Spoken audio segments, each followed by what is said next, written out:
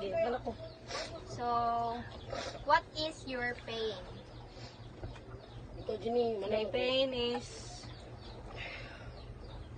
I am very sad because my mother was in prison and I have a younger sister that no one takers.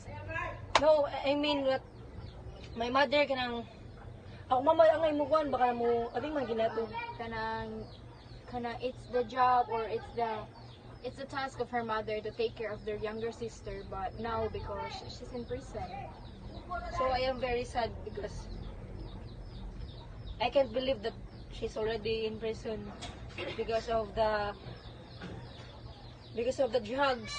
And I just when I am sad, I just pray to God and believe him that he's my savior, because no matter what, only God can help me. There's no one can help me without God.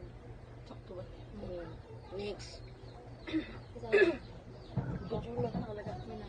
Ikaw na. Ako kay kalaganing na akong pain kay sakit kay sa pananaw sa mata nga kalaging nasa mga bata sa kuan ba sa kalsada ka ng mga homeless. Dipit. Stop, Salami. Bye, Kunuli. Stop. Bye, Stop Kunuli. ba? Bikis lagodoy ko. Adto sa